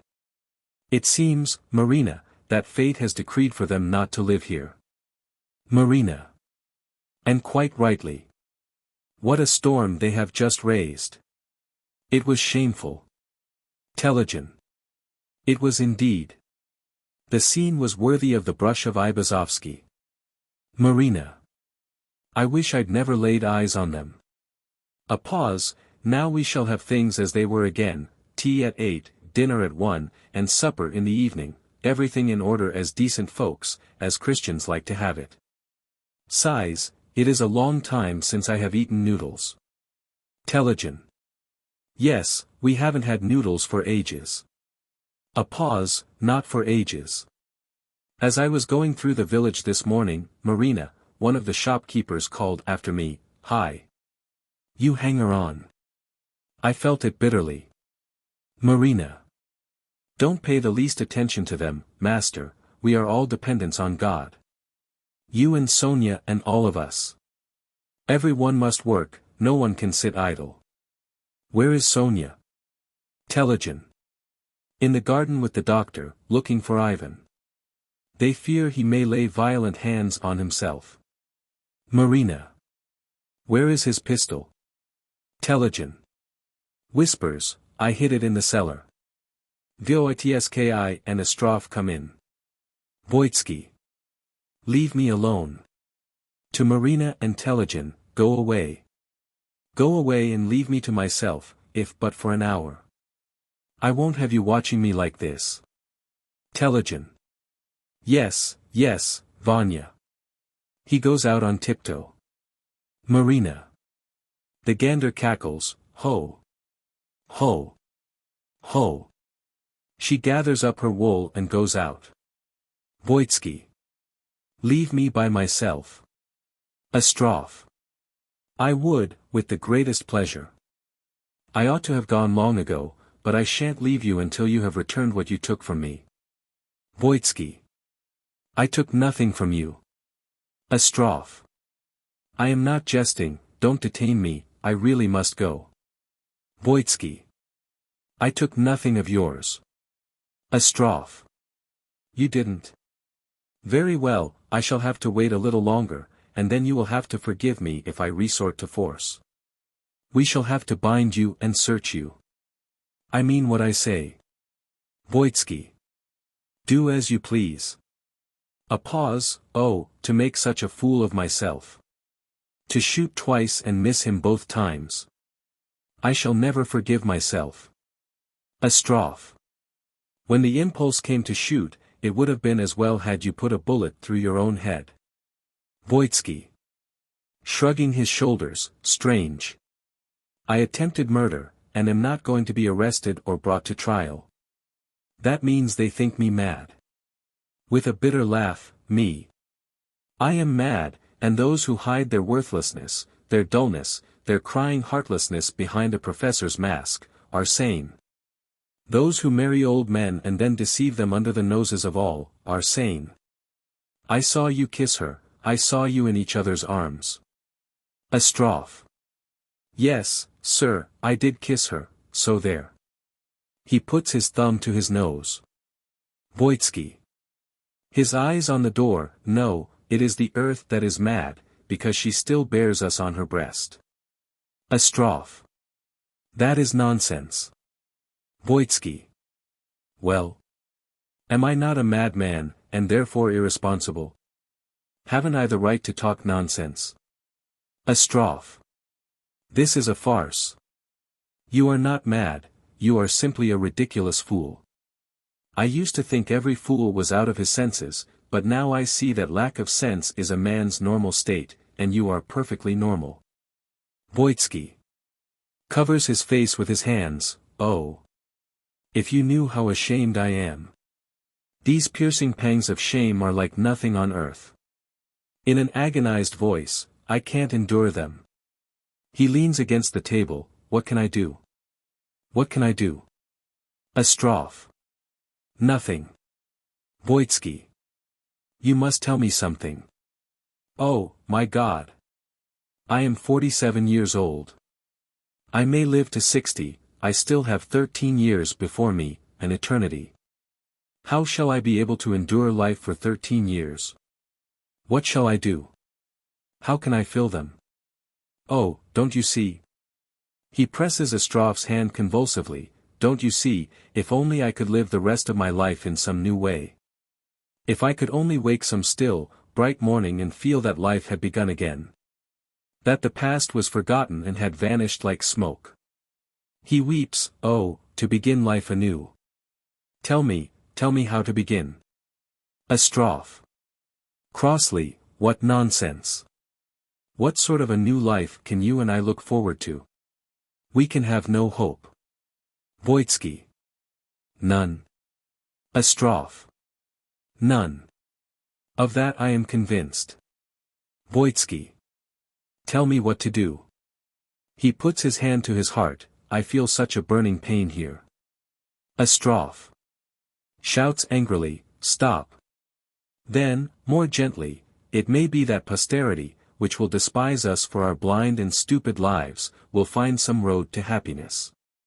But we, you and I, have but one hope, the hope that we may be visited by visions, perhaps by pleasant ones, as we lie resting in our graves. Sighing, yes, brother, there were only 2 respectable, intelligent men in this county, you and I. 10 years or so of this life of ours, this miserable life, have sucked us under, and we have become as contemptible and petty as the rest. But don't try to talk me out of my purpose. Give me what you took from me, will you? Voynitsky. I took nothing from you. Astrov. You took a little bottle of morphine out of my medicine case. A pause. Listen. If you are positively determined to make an end to yourself, go into the woods and shoot yourself there. Give up the morphine, or there will be a lot of talk and guesswork, people will think I gave it to you. I don't fancy having to perform a post-mortem on you. Do you think I should find it interesting? Sonya comes in. Voynitsky. Leave me alone. Astrov. To Sonya, Sonya, your uncle has stolen a bottle of morphine out of my medicine case and won't give it up. Tell him that his behavior is, well, unwise. I haven't time, I must be going. Sonya. Uncle Vanya, did you take the morphine? Astrov. Yes, he took it. A pause. I am absolutely sure. Sonya. Give it up. Why do you want to frighten us? Tenderly, give it up, Uncle Vanya. My misfortune is perhaps even greater than yours, but I am not plunged in despair. I endure my sorrow, and shall endure it until my life comes to a natural end. You must endure yours, too. A pause. Give it up. Dear, darling Uncle Vanya. Give it up. She weeps, you are so good, I am sure you will have pity on us and give it up. You must endure your sorrow, Uncle Vanya, you must endure it. Voitski takes a bottle from the drawer of the table and hands it to Astrov. Voitsky. There it is. To Sonya, and now, we must get to work at once. We must do something, or else I shall not be able to endure it. Sonya. Yes, yes, to work. As soon as we have seen them off we shall go to work. She nervously straightens out the papers on the table, everything is in a muddle. Astrov. Putting the bottle in his case, which he straps together, now I can be off. Helena comes in. Helena. Are you here, Ivan? We are starting in a moment. Go to Alexander, he wants to speak to you. Sonya. Go, Uncle Vanya. She takes Voitski's arm, come, you and Papa must make peace, that is absolutely necessary. Sonya and Voitski go out. Helena. I am going away. She gives Astrov her hand, goodbye. Astrov.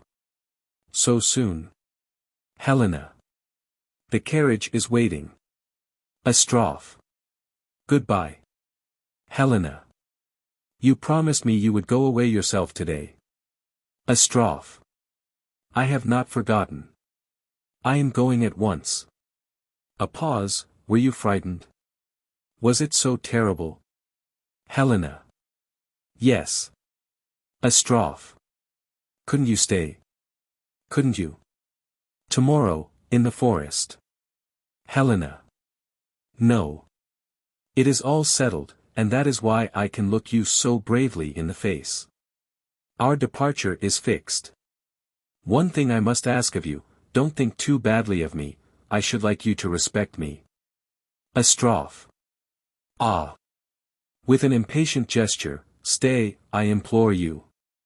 Confess that there is nothing for you to do in this world. You have no object in life, there is nothing to occupy your attention, and sooner or later your feelings must master you. It is inevitable. It would be better if it happened not in Kharkov or in Kursk, but here, in nature's lap. It would then at least be poetical, even beautiful.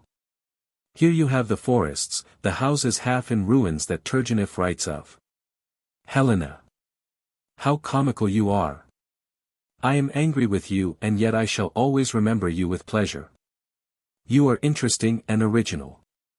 You and I will never meet again, and so I shall tell you, why should I conceal it, that I am just a little in love with you. Come, one more last pressure of our hands, and then let us part good friends. Let us not bear each other any ill will. Astrov. Pressing her hand, yes, go. Thoughtfully, you seem to be sincere and good, and yet there is something strangely disquieting about all your personality. No sooner did you arrive here with your husband than everyone whom you found busy in actively creating something was forced to drop his work and give himself up for the whole summer to your husband's gout and yourself. You and he have infected us with your idleness. I have been swept off my feet. I have not put my hand to a thing for weeks, during which sickness has been running its course unchecked among the people, and the peasants have been pasturing their cattle in my woods and young plantations. Go where you will, you and your husband will always carry destruction in your train. I am joking of course, and yet I am strangely sure that had you stayed here we should have been overtaken by the most immense desolation. I would have gone to my ruin, and you would not have prospered. So go. E finita la commedia. Helena. Snatching a pencil off Astrov's table, and hiding it with a quick movement, I shall take this pencil for memory. Astrov. How strange it is. We meet, and then suddenly it seems that we must part forever. That is the way in this world. As long as we are alone, before Uncle Vanya comes in with a bouquet, allow me to kiss you goodbye, may I? He kisses her on the cheek, so splendid. Helena. I wish you every happiness. She glances about her, for once in my life, I shall And scorn the consequences. She kisses him impetuously, and they quickly part. I must go. Astrov. Yes, go. If the carriage is there, then start at once. They stand listening. Astrov. E finita. Voitski, Serebryakov, mme, Voitskya with her book, Yelena and Sonya come in. Serebryakov. To Voitski, shame on him who bears malice for the past. I have gone through so much in the last few hours that I feel capable of writing a whole treatise on the conduct of life for the instruction of posterity. I gladly accept your apology, and myself ask your forgiveness. He kisses Voitski 3 times. Yelena embraces Sonya. Serebryakov. Kissing me, Voitskya's hand, mother. Madame Voitskaya. Kissing him, have your picture taken, Alexander, and send me one. You know how dear you are to me. Yelena. Goodbye, Your Excellency. Don't forget us. Serebryakov. Kissing his daughter, goodbye, goodbye all. Shaking hands with Astrov, many thanks for your pleasant company. I have a deep regard for your opinions and your enthusiasm, but let me, as an old man, give one word of advice at parting: do something, my friend. Work. Do something. They all bow, good luck to you all. He goes out followed by mme. Voitskya and Sonya. Voitski, kissing Yelena's hand fervently, goodbye, forgive me. I shall never see you again. Yelena. Touched, goodbye, dear boy. She lightly kisses his head as he bends over her hand, and goes out. Astrov. Tell them to bring my carriage around 2 waffles. Yelena. All right, old man. Astrov and Voitski are left behind alone. Astrov collects his paints and drawing materials on the table and packs them away in a box. Astrov. Why don't you go to see them off? Voitsky. Let them go. I can't go out there. I feel too sad. I must go to work on something at once. To work. To work. He rummages through his papers on the table. A pause. The tinkling of bells is heard as the horses trot away. Astrov. They have gone. The professor, I suppose, is glad to go. He couldn't be tempted back now by a fortune. Marina comes in. Marina. They have gone. She sits down in an armchair and knits her stocking. Sonya comes in wiping her eyes. Sonya. They have gone. God be with them. To her uncle, and now, Uncle Vanya, let us do something. Voitsky. To work. To work. Sonya. It is long, since you and I have sat together at this table. She lights a lamp on the table, no ink. She takes the inkstand to the cupboard and fills it from an ink bottle. How sad it is to see them go. Mme. Voitskya comes slowly in. Madame. Voitskaya. They have gone. She sits down and at once becomes absorbed in her book. Sonya sits down at the table and looks through an account book. Sonya. First, Uncle Vanya, let us write up the accounts. They are in a dreadful state. Come, begin. You take one and I will take the other. Voitsky. In account with, they sit silently writing. Marina. Yawning, the Sandman has come. Astrov. How still it is. Their pens scratch, the cricket sings, it is so warm and comfortable. I hate to go. The tinkling of bells is heard. Astrov. My carriage has come. There now remains but to say goodbye to you, my friends, and to my table here, and then, away. He puts the map into the portfolio. Marina. Don't hurry away. Sit a little longer with us. Astrov. Impossible. Voitsky. Writing, and carry forward from the old debt 275. Workman comes in. Workman. Your carriage is waiting, sir. Astrov. All right. He hands the workman his medicine case, portfolio, and box. Look out, don't crush the portfolio. Workman. Very well, sir. Sonya. When shall we see you again? Astrov. Hardly before next summer. Probably not this winter, though, of course, if anything should happen you will let me know. He shakes hands with them. Thank you for your kindness, for your hospitality, for everything. He goes up to Marina and kisses her head. Goodbye, old nurse. Marina. Are you going without your tea? Astrov. I don't want any, nurse. Marina. Won't you have a drop of vodka? Astrov. Hesitatingly, yes, I might. Marina goes out. Astrov. After a pause, my off-wheeler has gone lame for some reason. I noticed it yesterday when Peter was taking him to water. Voynitsky. You should have him reshod. Astrov. I shall have to go around by the blacksmith's on my way home. It can't be avoided. He stands looking up at the map of Africa hanging on the wall. I suppose it is roasting hot in Africa now. Voynitsky. Yes, I suppose it is. Marina comes back carrying a tray on which are a glass of vodka and a piece of bread. Marina. Help yourself. Astrov drinks.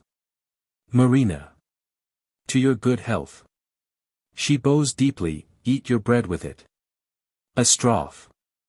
No, I like it so. And now, goodbye. To Marina, you needn't come out to see me off, nurse. He goes out. Sonya follows him with a candle to light him to the carriage. Marina sits down in her armchair. Voynitsky. Writing, on the 2d of February, 20 pounds of butter, on the 16th, 20 pounds of butter again. Buckwheat flour, a pause. Bells are heard tinkling. Marina. He has gone. A pause. Sonya comes in and sets the candlestick on the table. Sonya. He has gone. Voynitsky. Adding and writing, total, 15:25. Sonya sits down and begins to write. Yawning, oh, ho. The Lord have mercy. Telegin comes in on tiptoe, sits down near the door, and begins to tune his guitar. Voynitsky. To Sonya, stroking her hair, oh, my child, I am miserable, if you only knew how miserable I am. Sonya. What can we do? We must live our lives. A pause, yes, we shall live, Uncle Vanya. We shall live through the long procession of days before us, and through the long evenings, we shall patiently bear the trials that fate imposes on us. We shall work for others without rest, both now and when we are old. And when our last hour comes we shall meet it humbly, and there, beyond the grave, we shall say that we have suffered and wept, that our life was bitter, and God will have pity on us. Ah, then dear, dear uncle, we shall see that bright and beautiful life, we shall rejoice and look back upon our sorrow here, a tender smile, and, we shall rest. I have faith, uncle, fervent, passionate faith. Sonya kneels down before her uncle and lays her head on his hands. She speaks in a weary voice, we shall rest. Telegin plays softly on the guitar, we shall rest. We shall hear the angels. We shall see heaven shining like a jewel. We shall see all evil and all our pain sink away in the great compassion that shall enfold the world. Our life will be as peaceful and tender and sweet as a caress. I have faith, I have faith. She wipes away her tears. My poor, poor Uncle Vanya, you are crying. Weeping, you have never known what happiness was, but wait, Uncle Vanya, wait. We shall rest. She embraces him, we shall rest. The watchman's rattle is heard in the garden. Telegin plays softly. Voynitsky writes something on the margin of her pamphlet, Marina knits her stocking, we shall rest. The curtain slowly falls.